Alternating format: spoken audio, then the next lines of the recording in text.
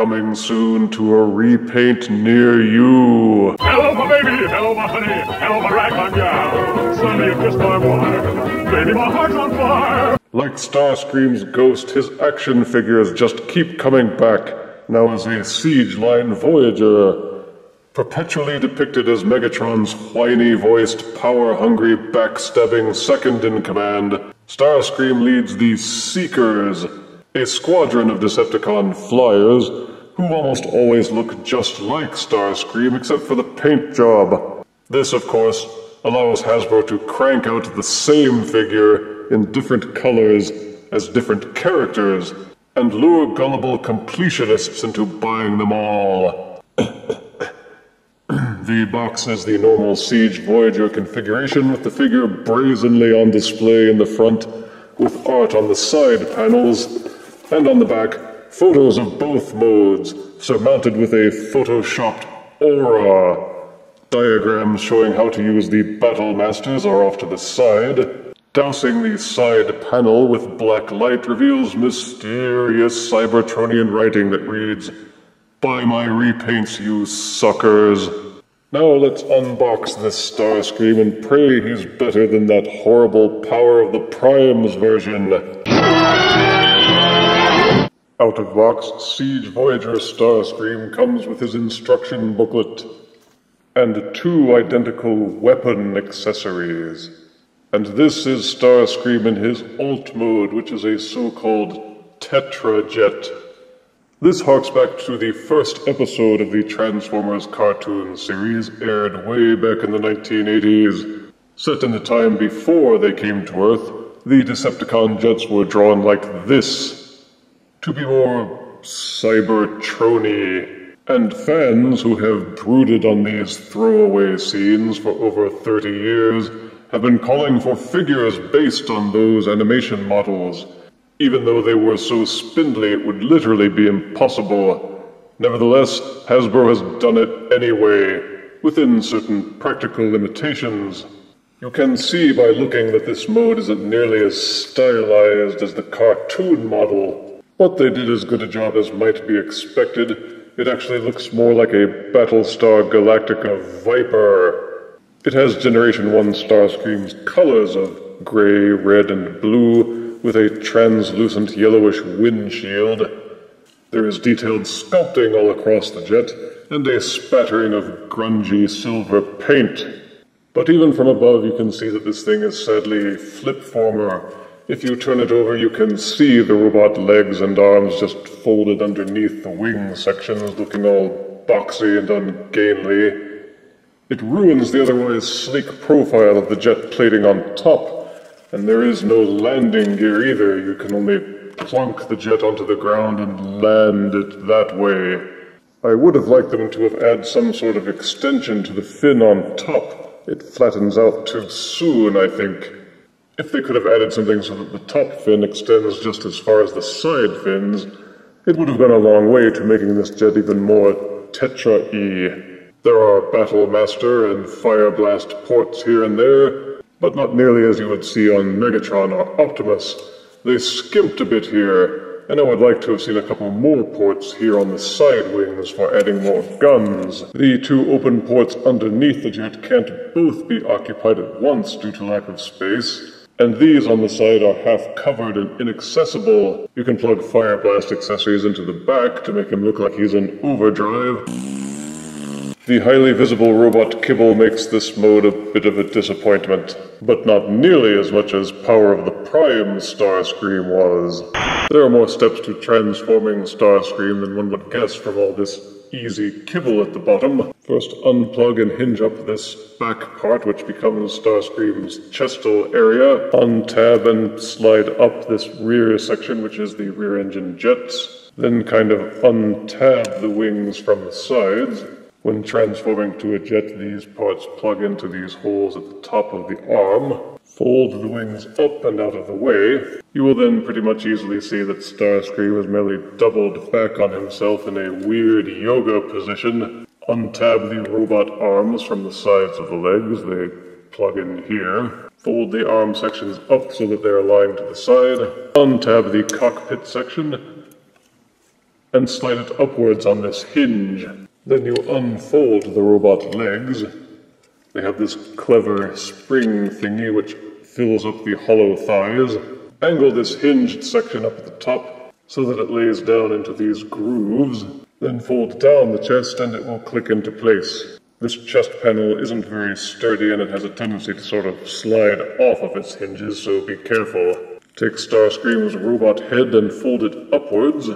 Take this hingy flap at the back of the head and angle it down so it fills the gap in the back between the shoulders. Give the waist a 180-degree turn. Take Starscream's stiletto heels and push them forwards while folding the heel spurs back. The arms are a little bit tricky. They have this panel that unfolds from the inside of the forearm. Opening up the forearm will allow you to unfold the double hinge. It will also allow you to unfold the robot fist from inside the forearm, and then reclamp it shut. You split the cockpit apart at the base, then you continue folding it upwards until both sides are pointing straight up. Then you basically angle up this hinged section until these tabs at the back and these grooves are aligned and pushed together. Once locked in place, they will stay there. Then basically you just tuck this engine section downwards and push the wing section forward until it is lying flush against the back. And this is Starscream in robot mode. There are similarities to his Generation 1 self with his wingdings, the arm blasters, and his Princess Leia hairdo, but there are plenty of differences as well.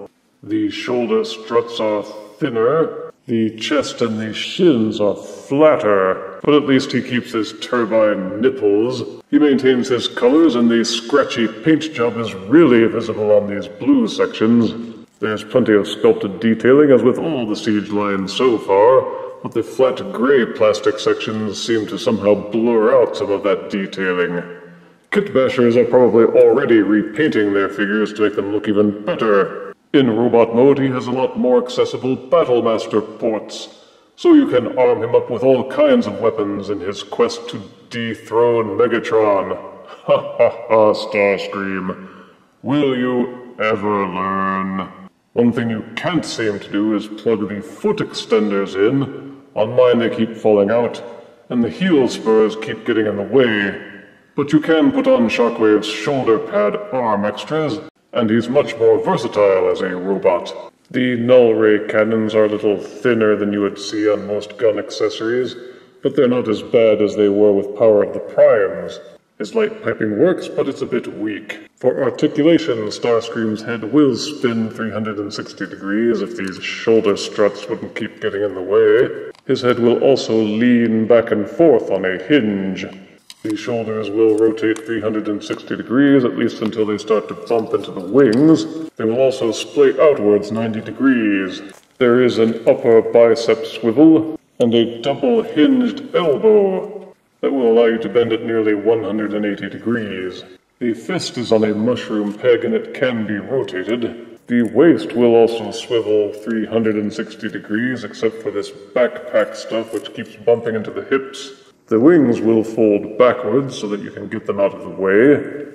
They will also rotate backwards on a secondary hinge so you can pose them all bat-like. I'm Batman, Megatron. The pelvis has been subdivided so that the sides of the hips will rotate and allow you to do those forward kicks. There is a secondary hinge inside that will allow the legs to splay outwards over 90 degrees. There is also an upper thigh rotation, and the knees will bend back inwards on themselves. You can even take the transformation gimmick and push it down so that you can fold the leg up even more. One thing that this Voyager can do that other Siege Voyagers can't is that you can tilt the heels forwards and backwards, which I appreciate to no small end since the others seem to lack this power. And not only that, you can still tilt them slightly in and out for wide-angle stances. See, you can do it, Hasbro. So you can get excellent range of motion out of your Voyager Starscream. He may be lacking in other areas, but the articulation is top-notch. For size comparison, here is Transformers War for Cybertron Siege Voyager Starscream next to movie masterpiece Starscream. Here is Voyager-sized Starscream next to Power of the Prime's combiner, King Starscream. And here is Voyager-sized Starscream next to this delightful scented candle. The siege line seems to be trying to get people to buy the old Generation 1 characters all over again, like the fanboys really needed an excuse. By putting a new Cybertronian style onto these old characters, they've managed to freshen them up a bit, to the point that even I am getting suckered into buying some of them. Positives for Starscream include strong detailing and paint. Thankfully, they seem to have finally ditched those horrible foil stickers that they were using in Power of the Primes. He scales well with the other Voyagers, and has Battlemaster compatibility, so you shouldn't get bored with him anytime soon. The Tetrajet has some sleekness to it, yet the robot mode keeps it close to his Generation 1 roots. Negatives are that there's a lot of kibble under the jet in alt mode. They tried to disguise it, but not hard enough. The jet has less Battlemaster compatibility, so while he's fun to fiddle around with, he's not nearly as fun as he could have been. But for those who want something that takes up a little less space than the Combiner Wars leaders, this one is worth a look. He is bound to be repainted several times, and already has been for Thundercracker, though I am holding out for Skywarp. I give Voyager-sized Starscream 6 out of 10 deaths. Starscream and the Jets! Here come the Jets, yeah, and we're gonna beat every last buggin' gang on the whole buggin' street, on the whole buggin' ever lovin' street!